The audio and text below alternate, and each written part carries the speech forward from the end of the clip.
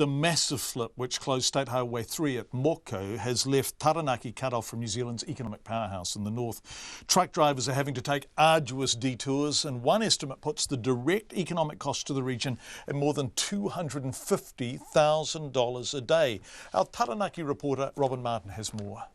The only route into Taranaki from the north, State Highway 3, has been closed since Sunday after tons of rock slid down the Mokau bluffs, the fifth slip there since 2009.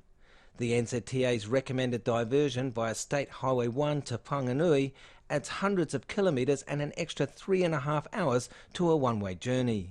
The Road Transport Association's area executive Tom Cloak says the diversion is costing trucking companies between $1,000 and $1,500 more per trip. Some of the clients just say, well, that's your stiff luck, mate. If you've got to pay extra to get the stuff here, that's your problem. So, of course, they're hurting. I mean, it's hurting under economic times. This just puts greater pressure on.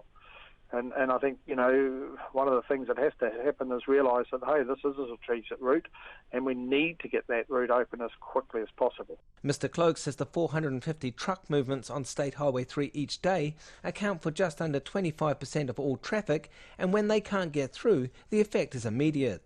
We are seeing already within the 48 hours some of the freight that's just not able to get in, and that's having an economic impact on the Taranaki area, because there's actually about $10 million worth of freight a day that goes over State Highway 3. Stuart Trundle is the chief executive of the region's development arm, Venture Taranaki. He says a 2010 study reveals the dire cost to the province of State Highway 3 being closed.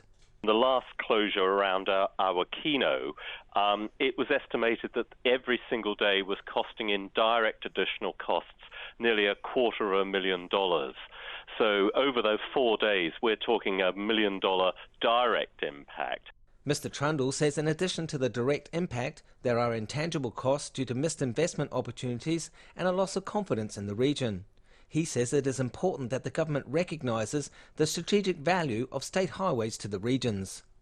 So it's critical that those state highways that are the arterial lifeblood to regional New Zealand are not only maintained, but are maintained at a standard of safety that gives continuity of supply throughout the year.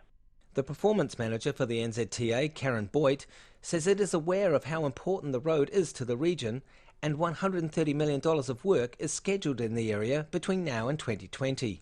So the projects at this stage, there is the Mount Messenger bypass, the Awakino Tunnel bypass, and there's also a package of work called the Safety and Resilience Improvements. So that's looking at the whole corridor and what can we provide from a resilience perspective along between Mount Messenger bypass and the Awakino Tunnel bypass.